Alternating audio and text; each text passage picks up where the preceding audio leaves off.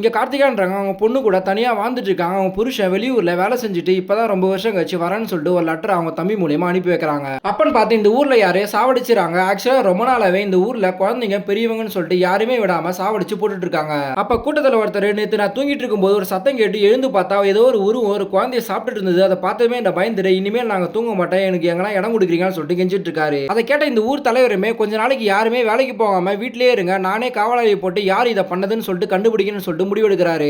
ஆனா இந்த பொண்ணுமே ஊர்ல இருந்து புருஷ வராருன்னு தடபடலாம் விருந்தெல்லாம் பண்ணிட்டு இருக்கா. அப்பன்னு பார்த்து இந்த ஊர் தலைவர் வந்து பின்னாடியே நடக்க போறது எப்படிமா முன்னாடியே நீ டைரியில எழுதி வைக்கிறேன்னு சொல்லிட்டு கேட்கறாரு. ஆக்சுவலா இந்த பொண்ணு பல வருஷத்துக்கு அப்புறம் நடக்க போற விஷயம்லாம் இப்பவே இவர் நினைச்சு பார்க்க ஆரம்பிச்சிருப்பா. அதெல்லாம் மறக்க கூடாதுன்னு சொல்லிட்டு டைரியிலேயே எழுதி வச்சிருப்பா. அதுல 2019 வந்த கோவிட பத்தி பல வருஷத்துக்கு முன்னாடி எழுதி வச்சிருப்பா. அந்த புக்கு பேரு கருங்காப்பின்னு பேர் வச்சிருக்கா. இந்த தலைவர் என்னோட ஃபியூச்சரை பத்தி எதனா சொல்லுமான்னு சொல்லிட்டு பேசிட்டு இருக்காரு. தயவு செய்து அந்த பானையை மட்டும் உடைச்சிடாதீங்கன்னு சொல்றா. ஆனா இவர் நான் ஏமா அந்த பானையை உடைக்க போறேன்னு சொல்லிட்டு கையை தூக்குறாரு. பார்த்தா அந்த பானை உடைஞ்சு போகுது. அதை பார்த்ததுமே இந்த பொண்ணுக்குள்ள ஏதோ இருக்குன்னு சொல்லிட்டு அப்பதான் இவருக்கு புரிய வருது. ஆனா கொஞ்ச நேரத்திலேயே உங்க புருஷனோட தம்பி அண்ணன் ஊர்ல ஒரு ஆக்சிடென்ட்ல இறந்து போயிட்டாருன்னு சொல்லிட்டு அவங்க பாடியை கொண்டு வராங்க. அதை பார்த்ததுமே இனிமேல் நமக்கு யாருமே இல்லைன்னு சொல்லிட்டு ரொம்ப ஃபீல் பண்றாங்க.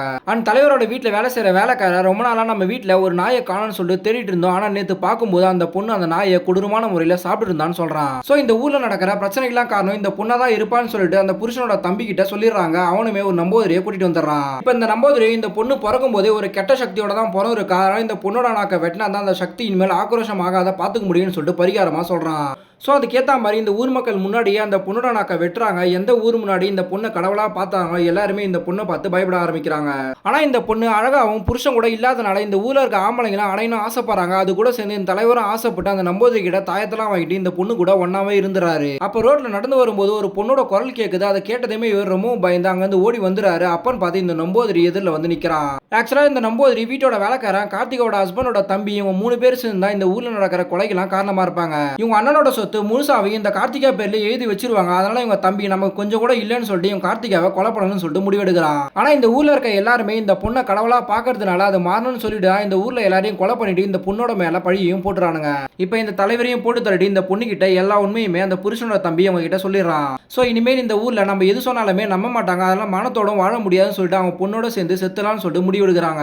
அப்பன்னு பார்த்து இவங்க ஹஸ்பண்டோட தம்பி ஊர் மக்கள் எல்லாரையும் கூட்டிட்டு வந்து இப்படிதான் இந்த ஊர்ல இருக்க குழந்தைங்க பெரியவங்கன்னு சொல்லிட்டு எல்லாரையும் சாவடிக்கிறான்னு சொல்லி இந்த பொண்ணு மேல பழிய போட்டுறான். சோ ஊர் மக்கள் எல்லாரும் ஒன்னா சேர்ந்து இனிமேல் இந்த பொண்ணை உயிரிட விட்டா நம்ம உயிருக்கு தான் ஆபத்துன்னு சொல்லிட்டு எல்லாரும் ஒரு மரத்துக்கு கீழே நிக்க வச்சு கல்லால அடிக்க ஆரம்பிச்சாங்க.